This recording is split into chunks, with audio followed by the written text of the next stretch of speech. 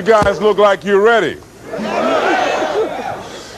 Repeat after me, please. This is my decade. This is my decade. You know, every year I used to say, this is my year. But ladies and gentlemen, one good year won't be enough for me. How many of you can use a good decade? Raise your hands, please. Fantastic. All right, now, here's what I want to do. I want to share with you how you can begin to make this your decade. How many of you know within yourself, if you ask yourself the question, have I done all that I'm capable of doing or being and living up to my potential? How many of you have to really answer, no, I have not done all that I can do? Raise your hands, please. Okay, very good. Now, here's what we know. That people don't do what they know in life, but what they do is they operate within the context of the vision they have of themselves. So what I want to share with you is how to begin to get a larger vision of yourself and how to begin to make this your decade. Because in order to do that, it's going to be very challenging. It's going to require a lot of work on your part, an ongoing process of personal and professional self-mastery. And it's going to require that you begin to see yourself worthy of the requirements in terms of effort, in terms of commitment, in terms of action, in terms of preparation, or whatever it is that you need to do in order to take your life where you want to take it. So one of the first things I ask you to do is I want you to look at your life right now and think about something that's important to you, something that gives your life a sense of value. Think about something that you'd like to have, or something you'd like to create for you or your family or for society. I want you to hold this thought in mind. Now, one of the first things I want you to do is don't worry about the inner conversation that you're going to have. Don't worry about how you're going to do it. That's going to come. You're going to develop a plan of action. You will find the way. You'll become the kind of person that can attract the people, the resources, and everything you need in order to make that become reality. But I want you to be mindful of your inner conversation. I remember once I was sitting in an audience and Zig Ziglar, who I consider one of the greatest motivational speakers on the planet, he was giving a speech. And I was out in the audience and I saw him going back and forth, and within myself I said, I'd like to do that. I can do that. And I leaned over to the guy next to me. I said, how much do they pay him to do that? And he said, $5,000. I said, I know I can do that.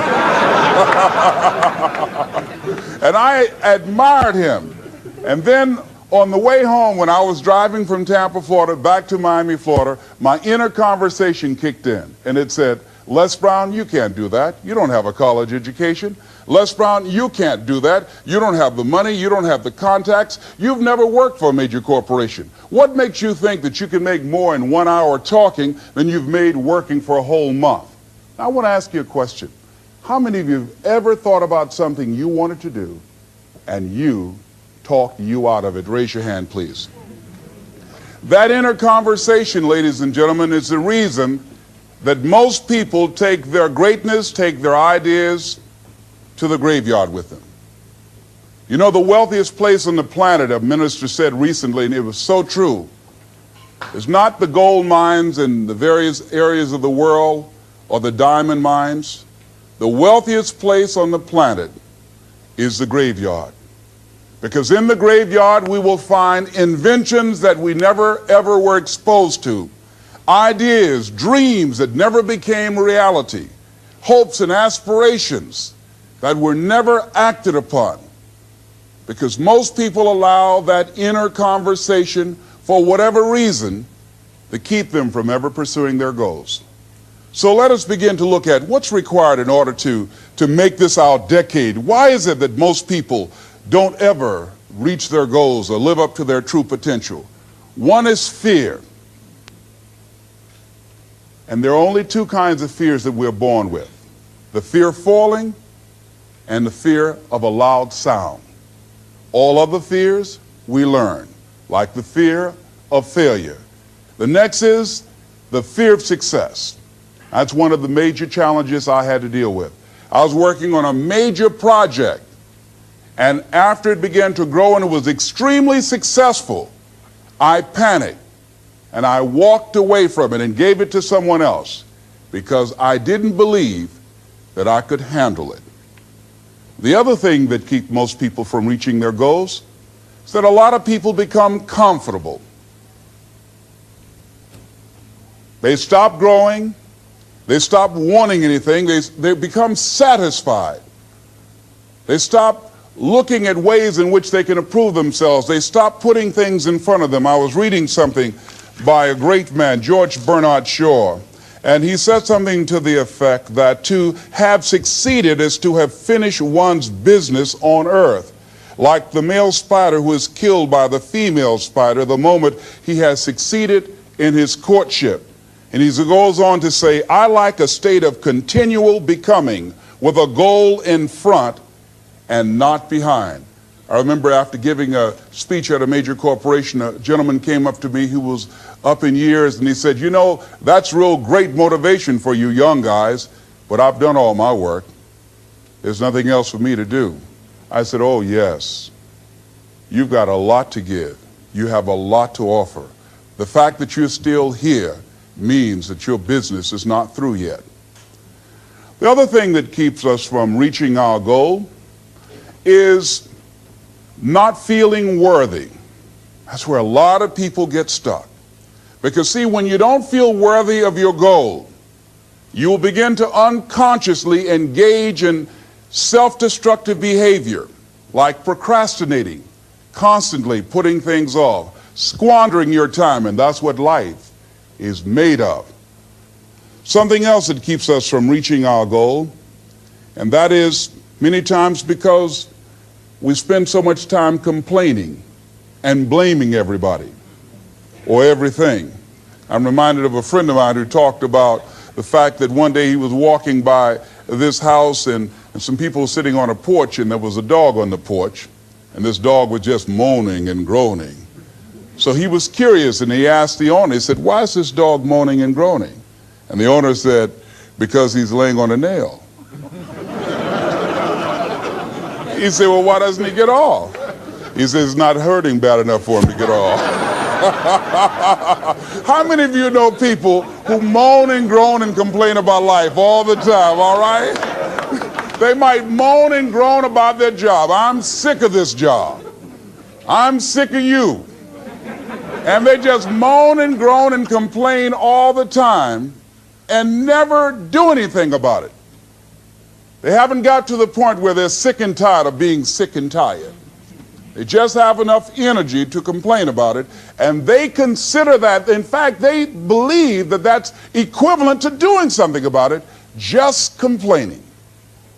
No, that can't get you where you want to go. That cannot create your reality for you. The other thing that keeps most people from realizing their true greatness and their true potential, circumstances, their environment. There are many people who believe because of where they're born, because of the area where they are in life and where they find themselves, that's all they know. Given my circumstances, ladies and gentlemen, I shouldn't be doing what I'm doing right now. See, I know something about you, even not knowing you, that you've got greatness within you. You have the ability to do things that you can't even begin to imagine. You have talents and skills in you that you haven't even begun to reach for yet. No one could have convinced me, given my circumstances, given my background, that I would be doing what I'm doing right now. I was born in Liberty City on a floor on 62nd Street, my twin brother and me. When we were 6 weeks of age, we were adopted. When I was in 5th grade, I was identified as EMR, labeled educable mentally retarded, and put back from the 5th grade into the 4th grade, and stayed in that category until I got out of high school. I have no college training, but here's what happened. I had an intervention in my life. A man who saw something in me at a time that I did not see something in myself. I never forget being in his class one day waiting on a friend of mine who was there to rehearse for a play. He did not show up, and he asked me to go up to the board and write something on the board. And I said, I can't do that, sir. He said, why not? I said, I'm in a special education class. He said, what do you mean? I said, go up to the board and write what I'm about to tell you. I said, I can't do that, sir. Why not? I'm educable mentally retarded. And he came from behind his desk. He said, don't ever say that again. Someone's opinion of you does not have to become your reality. And that changed my life. It was Oliver Wendell Holmes who said that once a person's mind is expanded with an idea or concept, it can never be satisfied to going back to where it was. So some of you are going to experience a breakthrough. Some of you are going to go back and look at your dreams and brush them off. Some of you are going to begin to look at yourself and say, hey, look here, I know I have not done all that I can do. Whatever goal that you have in mind, I want that to be a goal that will challenge you, something that will make you stretch. It was Osborne who said, unless you attempt to do something beyond that which you've already mastered, you will never grow. What is it that you looked at some point in time and you decided that you couldn't do it, that you talk yourself out of it? Whatever it is, bring it back out there. How are you going to do it? That will come to you in due time. So you don't get in life what you want, ladies and gentlemen. You get in life what you are, not what you want. And see, the good news is that we can always become more by working to develop ourselves. So the first process of making this your decade, you've got to begin to take a look at your life and look at where are you right now? What are your strengths? What are your weaknesses? What gives your life a sense of fulfillment, a sense of joy? What does a full, rich life means to you? What is it that you could love doing 7 days a week that'll bring a smile to your face? Think about that. In all the areas of your life, your professional life, your personal life, your family life, your spiritual life, what is it that you'd like to have? Once you begin to determine that, that takes you to the next step. And that is, once you decide what it is that you want, now you've got to decide that you deserve that. Repeat after me, please. I deserve the best that life has to offer. I deserve to find my purpose in life. Shake somebody's hand on your right and left and say, find your purpose.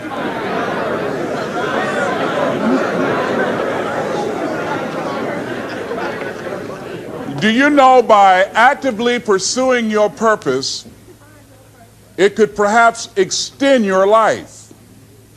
The number one killer in this country of all the diseases we have, heart disease.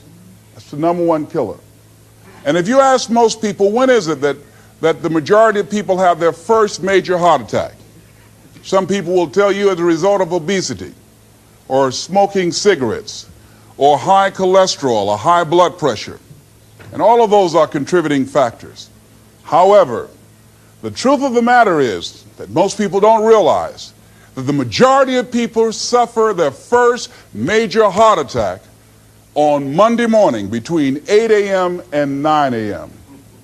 People getting ready to go to jobs that they don't like, jobs that are making them sick. You see, when you're not pursuing your goal, you are literally committing spiritual suicide. When you have some goal out here that you're stretching for and reaching for that takes you out of your comfort zone, you'll find out some talents and abilities you have that you didn't know you have. I started speaking just to elementary school kids because I knew they didn't know what I was talking about. And they gave me all kind of standing ovation. We like you, yeah.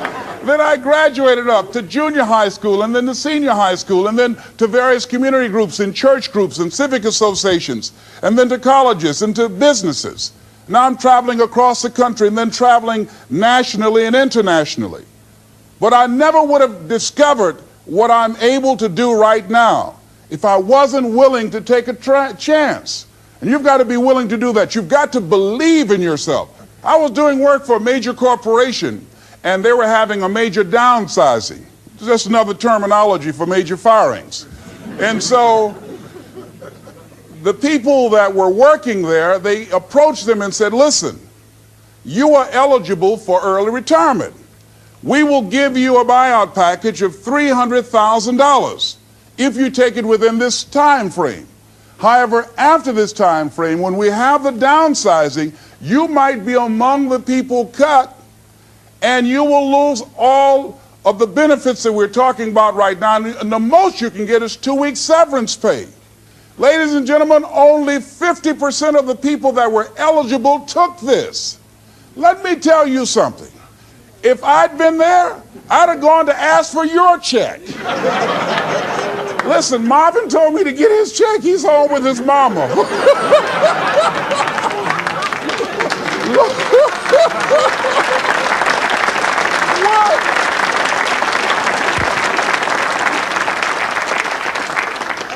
I would have taken that money so quick and had other people checks. They said, Les got your check. See, ladies and gentlemen, life is too short trying to play it safe. It's too short and unpredictable, being miserable. It's too short for that. Here's the thing. There's no safe position in life. Let me tell you why. It's a quiet secret that most people don't realize. You can't get out of life alive. Hello, you can't get out of life alive. So there's no safe position. You can die in the bleachers or you can die on the field. You might as well come out on the field and have a good time, right?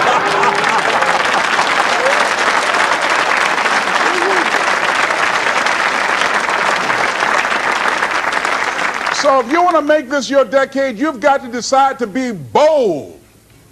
See, you got to be bold in life. You got to take life on. I remember I was at a major corporation. I had to give a presentation, and there were two guys sitting across from me, and the guy said to the other fellow, looking at the last two finalists, and that involved my firm and their firm, said, listen, looking at the credentials, this guy doesn't have any credentials. We have an advantage here. We've got 2 PhDs between us. I got up and I went in the bathroom and started talking to myself. I said, Les Brown, what do you care about their 2 PhDs? You have 6 children and a mama to take care of. And I went in that meeting, and first of all, I went there walking bold, looking good, feeling good, and smelling good, all right?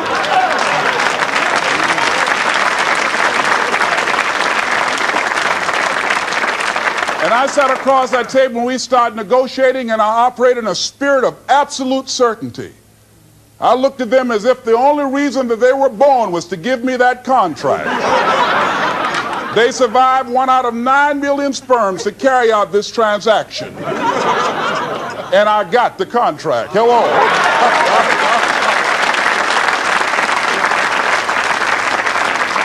So you've got to decide to be bold. Most people go through life trying to creep. No, no, no. Trying to be casual about it. No, no, no. You go through life being casual, you'll end up a casualty. No. You've got to be bold in life. You've got to take life on. Now here's something else. You must be positive. See, a lot of people, when things don't happen when they want it to happen, they become negative, and they turn out and start projecting a lot of negative energy. No, no, you've got to make a conscious, deliberate, determined effort to be positive.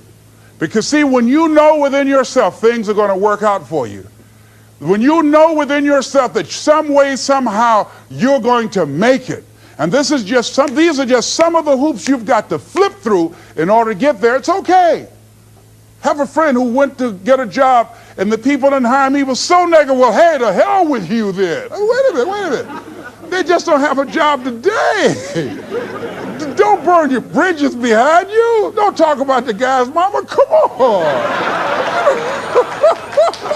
All right. Oh. Now, here's the last thing. If you want to reach your goal and have a competitive edge, you've got to be hungry. A lot of people love me to tell this story. When I got out of school, you know, my first major goal was to buy my mother a home, and my hero in broadcasting was Paul Harvey, and I wanted to become involved in broadcasting, and I loved the disc jockeys that were on the air, and I wanted to become a disc jockey. And Mr. Washington said something to me that I'll never forget, who was my mentor in high school. Repeat this. Whitney Young is his quote. It's better to be prepared, for an opportunity, and not have one, than to have an opportunity and not be prepared. See, so I started working to develop my communication skills and expand my vocabulary. I started visualizing myself being a disc jockey. I saw myself on the air having a talk show and playing records and people listening to me. That was my vision. That was my dream. I held that in mind constantly. And I would practice all the time. Practice makes what? Perfect. Absolutely not. Just dislodge that from your mind. Practice only makes improvement. Perfection doesn't exist. You need to take it out of the dictionary. It doesn't exist. Practice only makes improvement. You can always better your best. You have not done your best work yet. As long as you're here, you have a chance to transcend yourself. So don't believe in perfection. It doesn't exist. It only makes improvement. So I would practice, practice, practice every day, every day, every day.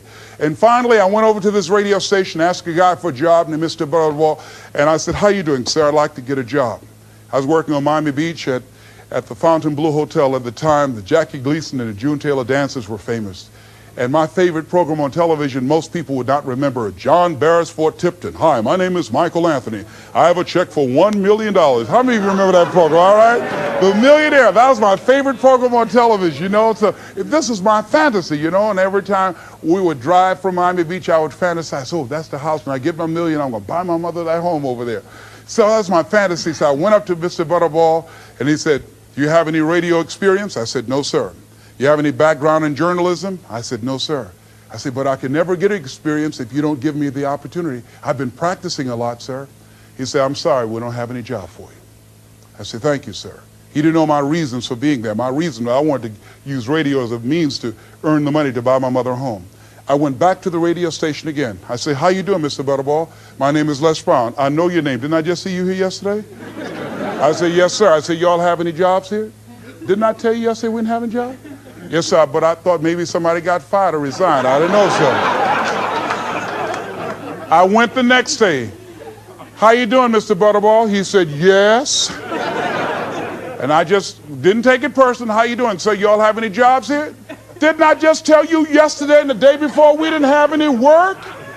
Well, I thought maybe somebody died, sir. I didn't know. I didn't know. I went the next day, showed up like nothing was wrong, like I saw him for the first time. How you doing, Mr. Butterball? Y'all having it? He said, boy, make yourself useful. Go get me some food. I said, yes, sir. See, many times when you want more, you've got to be willing to pay your dues. So I became their errand boy. I would get their lunch and their dinner and all kind of food for them. After a while, I would take the food to them in the control room, and I would not leave until they would ask me to, and I'd watch them working the controls, and I'd memorize their hand movements. And pretty soon they would trust me with their cars to go pick up entertainers that came into town, entertainers like Sam Cooke, Donna Ross and the Supremes, the Four Tops and the Temptations. I would drive them all over Miami Beach in the disc jockeys' cars. I didn't have any driver's license, but I was driving like I had some.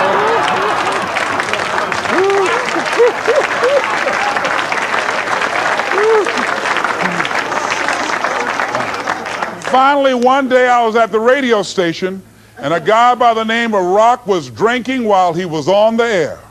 It was a Saturday afternoon. I was the only one there. None of the other jocks were available. And I was looking at him through the control room window, saying, drink, Rock, drink. Drink, Rock.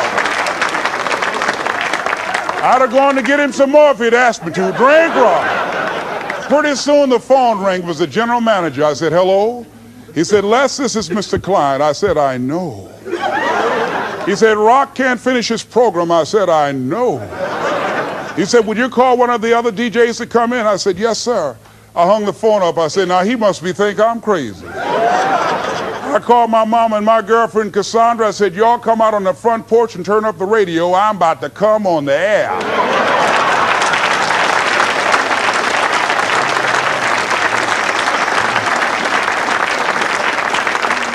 I waited for about 20 minutes and I called him back. I said, Mr. Klein, I can't find nobody.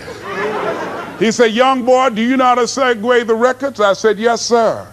He said, go in there and don't say nothing here. I said, yes, sir.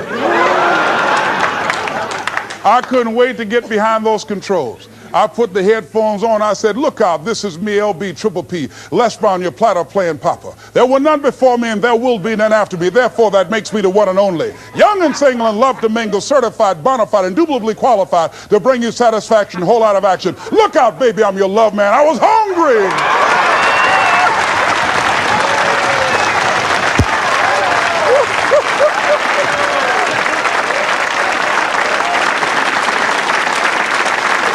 You feel better when you are able to have charge of your destiny, doesn't it? Gives you a good feel. Gives you choices. you can do more things. See, my first major goal was to buy my mother a home. I feel like Abraham Lincoln, who said, all that I am and all that I ever hope to be, I owe to my mother. And I said to my mama one day, I said, Mama, when I become a man, I'm going to buy you a home. And you won't have to go to work every day. You won't have to work. You just sit down, Mama. She was getting up, getting dressed to go to M&M cafeteria. I was just following her around. I said, watch, Mama. One day you won't have to leave here to go to work no more. It's raining outside. You won't have to go to work in the rain. You just do what you want to do. Like stay home and fix me sweet potato pie. My mama fixed the kind of sweet potato pie you can't eat with your shoes on. You have to take your shoes off so you can wiggle your toes, all right? But that was my dream. That was my passion. I saw that, and that drove me. That was my reason for being. So one of the things, in order to make this your decade, in order to reach your goals, you've got to find some reasons that make you strong, some reasons that will make you hang in there when times get rough, because they're going to get rough.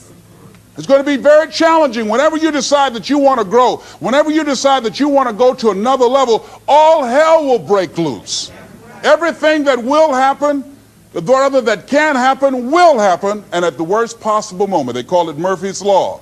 See, whenever you decide that you want to go to another vibration, it's like when you get into an airplane. The first thing they tell you to do is do what? Fasten your seatbelt. Because you're going to experience some turbulence when you're going up. And some of you are already experiencing that turbulence. Don't be frightened by that. See, whenever you decide you want to go to another level, you've got to fasten your psychological, your mental, and your spiritual seatbelt. Because there's going to be a while before you experience a comfortable altitude. You're going to get there. It's there. But you've got to go through this phase here. This is how you grow. This is how you develop. See, life is like a roller coaster. Sometimes you're up, sometimes you're down. Sometimes things go well, and sometimes they don't go well. But in the down moments, that's when you discover who you are. During the down moments, see, in the prosperous time, you put it in your pocket. In the lean times, you put it in your heart. And that's when you discover who you are.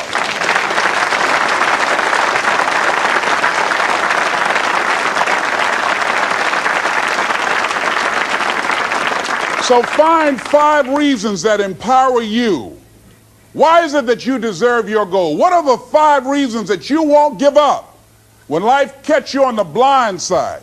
When the messenger of misery visits you, what are you going to do? What will keep you in the game when life knocks you to the canvas? See, the Buster Douglas that fought in the last fight was not the Buster Douglas that fought Mike Tyson. See, the Buster Douglas that got knocked down while fighting Mike Tyson had gotten out of an alcohol recovery center. His mother had died. His wife was ill with a terminal illness. He was considered a nothing, a bum. So when he got knocked down, Buster Douglas had a reason to get back up, because he said, I'm dedicating this fight to the memory of my mama. But when he fought the last fight that he had, and he got knocked down, and he had a guaranteed $24 million in his pocket, whether he got up or not, he just said, hurry up and count me out.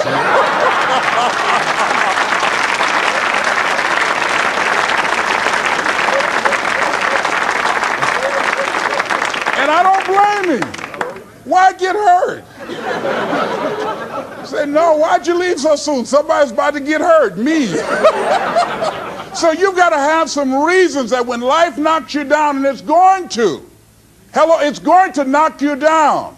When people disappoint you, and that's going to happen. When they betray you, and that's going to happen. When they lie to you, and that's going to happen. When they say, oh, you can count on me, and they won't show up, and that's going to happen. When you want to throw in the towel and give up yourself, and that's going to happen. When life collapses on you and catch you on the blind side, and drop you to your knees and start choking you. You got a dream? No, I ain't got no dream.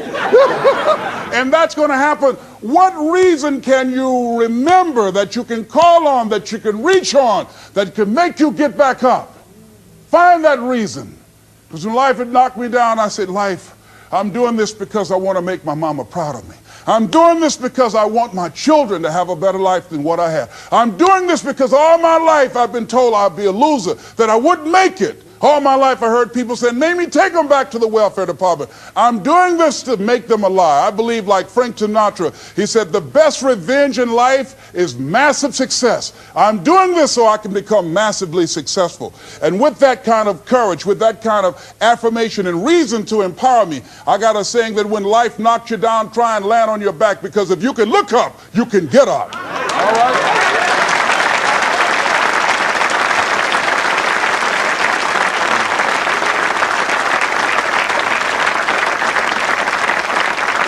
So when you run out of money, when things don't work out for you, when things happen that you could not anticipate, what are the reasons that you can think of that can keep you strong, that can keep you in the game, that will be your rod and staff to comfort you, that can be your bridge over troubled waters? Those reasons are very important. Nietzsche said, if you know the why for living, you can endure almost anyhow.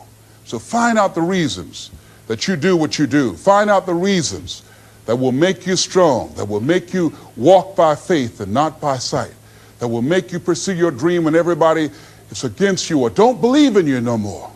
And let me tell you something, that's a lonely feeling. It's a lonely feeling, particularly people that you're doing it for, or people that stand to benefit the most, or people who should be the #1 members in the encouragement club, but they end up saying, you can't do it, and they become members of the discouragement club. Oh, it hurts very badly. I know what that's like. Have people that you love close to you that look at you with that look and say, why don't you try something else? Why don't you give up? I said, but this is my life. I have got to do this. Les, you had a good job at Sears. That man like you. Mama, I can't go back to Sears. I got to be my own boss. I can't do that. I mean, you know, it's, ladies and gentlemen, you know, when you work on a job that's dead end, you can see the ceiling already. It's like going in the middle of a movie. And after you've seen the movie, sitting back through that over again, there's something missing. You know the hero's not going to die. You know what the outcome is already. And so that's why a lot of people, a lady was telling me, she said when she went to work, it felt like a refrigerator fell on her shoulder as soon as she stepped in. Because she knew she'd gone as far as she could go. See, they're paying her just enough to keep her from quitting, and she's worked just hard enough just to keep from getting fired. How many of you know people like that? Raise your hand. One of you didn't raise your hand, you the one.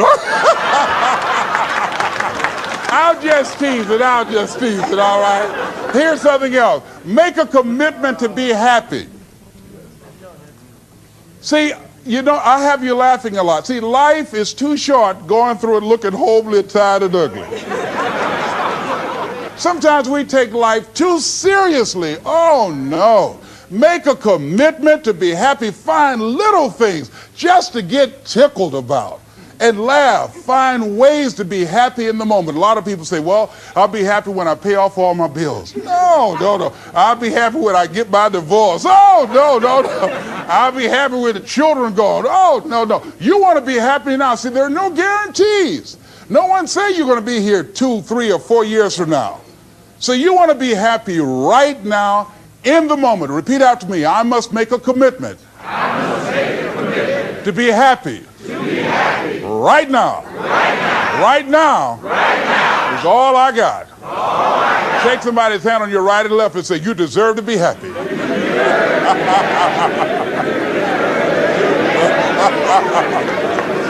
Make a commitment to be happy, because life now has new meaning for you. Just enjoying the sunset, or just looking at life, or looking at nature, going for a walk. It's the little things in life that counts. Here's something else that you want to begin to do in order to make this your decade. You want to begin to get all the toxic people out of your life. Hello. Energy drainers, get them out of your life. See, ladies and gentlemen, it takes a lot of energy to reach your goal. It takes a lot of emotional, mental, and spiritual energy to reach your goal. And you can run faster with 100 who want to go than with one around your neck. See, there are two kinds of relationships. Sid Simon talks about this. Nourishing relationships and toxic relationships. Nourishing relationships are the relationships that inspire you. They motivate you. They bring the best out of you. Toxic relationships are relationships with people that always criticize you. All they can do is find fault. All they can do is just exploit your weaknesses. All they can do is remind you of the mistakes that you've made in the past. These people are bad for your health. Toxic people can run your blood pressure up. One apple can spoil a whole barrel. One negative energy drainer can spoil your whole life. I know people whose lives have been ruined because somebody wasn't good for them. See, there are some people that aren't good for you.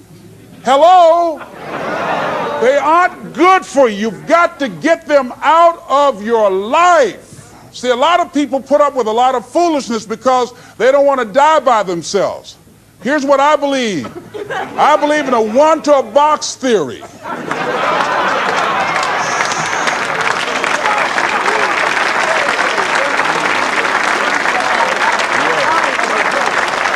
Ask this question of yourself. Make a list of who you communicate with most and ask yourself the question, what kind of person am I becoming because of this relationship? Is it helping me to grow mentally and emotionally and spiritually? Am I becoming a better person because of this relationship? Do they bring out the best in me? Do they inspire me? Do they encourage me to develop my greatness? Do they make me stretch? So you got to look at the people in your life and find out what kind of person are you becoming because of that relationship. My mother used to say, birds of a feather flock together. You run around with losers, you will end up a loser. Unconsciously, you will pick up their ways, you will pick up their habits, you'll pick up, most importantly, their attitude about life. If you're around cynical, negative people all the time, you will become cynical and negative.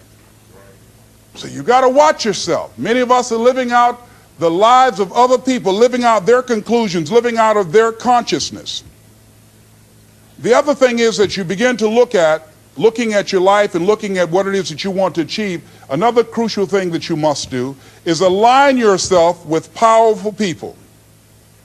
Align yourself with people that can encourage you, people that can empower you, people that you can learn from, people that you can grow from. That's very important. See, if you have people around you that can contribute to your growth. When I wanted to become a speaker, I joined the National Speakers Association. I wanted to be around the Dr. Norman Vincent Peales, the Zig Ziglars, the Dwayne Dyers.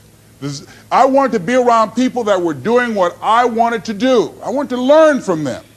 And you want to do that too. You want to align yourself with people who think like you, people who dream like you, people who want more out of life, people that are stretching and searching and seeking some higher ground in life, as opposed to the majority of people. Somebody said, always strive to get on top in life because it's the bottom that's overcrowded.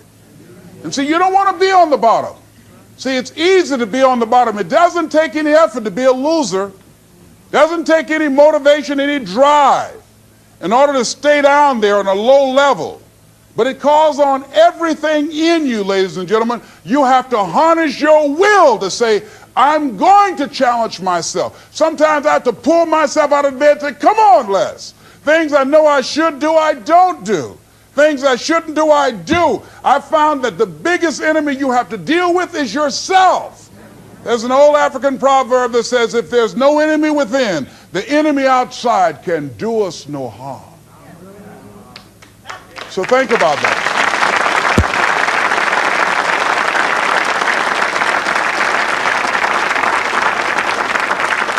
So as you begin to look toward making this your decade, as you begin to look toward making your life different, as you begin to look at yourself, you've got to redefine yourself.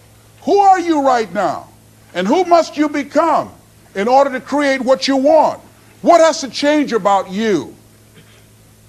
What is it that you're doing right now that would be a liability for you? As you begin to look toward the future, and take inventory of yourself. What is it about you right now that you've got to leave this behind because this no longer fits? Looking at where you want to go and the kind of person that you must become, the kind of standards that you have for you. What is it that you must do differently? Repeat out to me, please. If you want to keep on getting what you're getting, keep on doing what you're doing. See, that doesn't take an Einstein for that one. Am I right? It makes sense unless you change your pattern, unless you change the way you're thinking, unless you change your behavior, you're going to continue to produce the results in your life. See, all of us are winners, but some of us are producing results that we don't want. And so all you have to do is look at your game plan, look at your strategy. How is it that you have been being? What is it that you've been doing to produce this? See, you're the director, you're the producer, you're writing the script, you're the star of your life. And as you begin to look at your life, you can decide whether or not it's a smash or whether or not it's a flop. That's in your hands. Look at your life, look at where you want to go. Don't worry about your circumstances. Don't worry about your age. I have a friend who's up in age, over 70, and she wanted to build a multi-million-dollar complex. The name is Dr. Johnny Coleman. Lenders and bankers say, you can't do that, you're too old. She ignored them. That building now stands, ladies and gentlemen, a multi-million-dollar structure. But there are a lot of people who would have listened to that. There are a lot of people that would not have even gotten to that point. They would have talked themselves out of even going down to the bank to ask for it, because they've already said no to themselves. See, it's time now. If you want to make this your decade, you've got to start saying yes to your life. You've got to start saying yes to your dreams, yes to your unfolding future, yes to your potential, as opposed to saying no. See, 87% of our self-talk is negative. So you've got to make a conscious, deliberate, determined effort to say yes to your dreams. Why not? Why not me? Don't spend time like most people going through life complaining. Don't try and get on talk shows and tell everybody how life has done you wrong. Here's what's happening in the audience.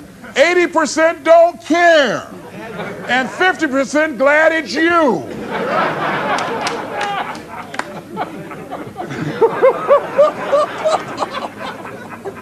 All right? So when you know that, you don't go around crying, oh, you know what they did to me? Who cares?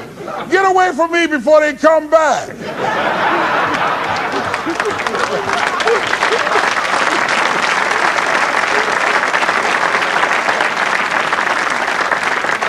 I had a friend of mine that said something that's very important. He said, hey, it doesn't matter what happens to you. The only thing matters, what are you going to do about it?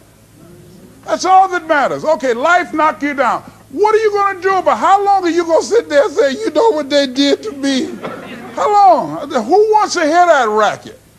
Use that energy to get up from there and move on and get on with your life.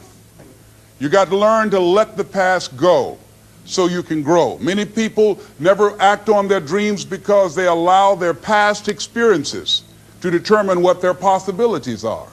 Whatever you've done in the past, that's not a reflection of your possibilities. That's just a reflection of your consciousness. That's just a reflection of your development and your growth. The future is unfolding for you right now. The future is unlimited for you right now. No one knows where you can go. No one knows what you're capable of or what's possible for you. You don't even know that. I had no idea, ladies and gentlemen.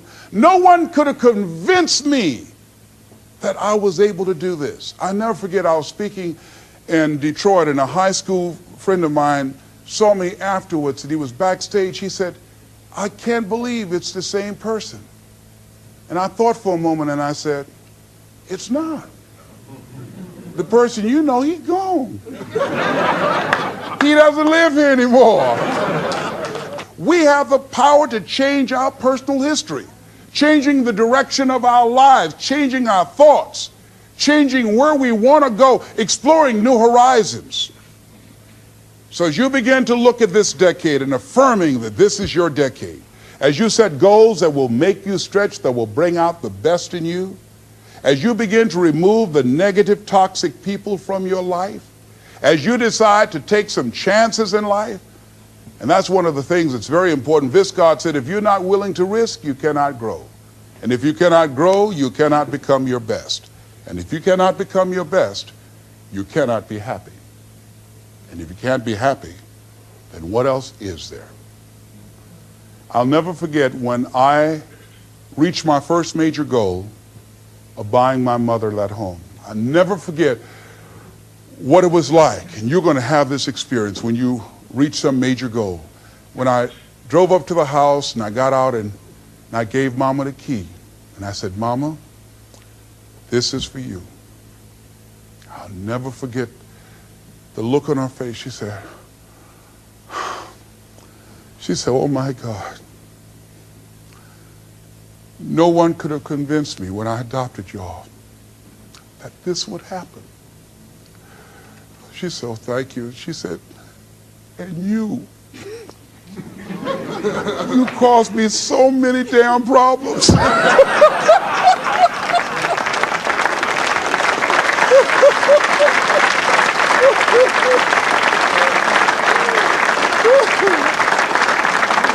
I was just one of those kids that had a lot of energy, but no one knew what I was going to become. It was a great philosopher, Goethe. He says, look at a man the way that he is, he only becomes worse. But look at him as if he were what he could be, then he becomes what he should be. And what Mr. Washington did was he looked beyond my faults and saw my needs. And he said, I see something in you. And I was there, oh God, I hope he's right. And I want to live up to his expectations. See, no one rises to low expectations. Finally, here's one last thing I'd like to leave with you. If you want to make this your decade, find some cause that you believe in. See, this is my profession, but my greatest joy in life is working with young kids. Every Monday, I fly up to Chicago to work with 600 young kids at Christ Universal Temple Church, working with them to develop a sense of purpose and direction with their lives. We've developed a training program. If they're addicted to drugs or alcohol, we help them to get into a permanent recovery program. If they're not, we help them to develop a vision of themselves where drugs and alcohol does not fit. I love it when I go into the Cook County Jail and see the look on these young men's faces, the anger and the self-hatred. And then when we leave there, see the difference in them as we begin to touch a spark in them as Mr. Washington touched in me. And you cannot put a dollar price on that. That's my reason for being. What is it that you would like to give the planet? What is it that you'd like to leave here? See, someone paid a price for us to be here. I believe that we live in the greatest country in the world that gives us an opportunity to make a difference in life. We are blessed to have been dropped off on this part of the planet. A friend of mine was in Manila and saw a bumper sticker that said, Yankee, go home and take me with you. So as you begin to look at your life, decide, what kind of legacy do I want to leave? What kind of statement do you want to make with your life? What 3 things you want said when you die? What contribution do you want to make? I don't know what you want to do. I don't know what you want to achieve with your life. Here's what I know about you, and about you, and about you, and about you. That you have greatness within you. That you have things and gifts and talents that you've been bestowed with. That as you work consciously, making a conscious, deliberate, determined effort to cultivate and bring them out and develop a sense of purpose in knowing that your life can make a difference and decide to make and leave a legacy with your life. I say to you that the planet will never be the same again because you showed up. As you begin to look toward the future and affirm that this is your decade, this is what I like to leave with you that I'm known by. It's become my motto. And it says simply this: what do you want to do? My goal is to be the best son that I can be to my mother. My goal is to be the best father that I can be to my children. And my goal is to create a drug-free America, be the best motivator that I can be. Yeah. Whatever your goal is, this is what I like to leave with you. It says simply this, that if you want a thing bad enough to go out and fight for it, to work day and night for it, to give up your time, your peace, and your sleep for it, if all that you dream and scheme is about it, and life seems useless and worthless without it. And if you gladly sweat for it and fret for it and plan for it and lose all your terror of the opposition for it, and if you simply go after this thing that you want with all of your capacity, strength and sagacity, faith, hope, and confidence, and stern pertinacity, if neither cold poverty, famish, or gulf, sickness, or pain, or body and brain can keep you away from the thing that you want, if dogged and grim you besiege and beset it, with the help of God you'll get it. This is Mrs. Mamie Brown's baby boy, Leslie Calvin Brown, saying it's been a plum-pleasing pleasure as well as a privilege. Thank y'all, dear.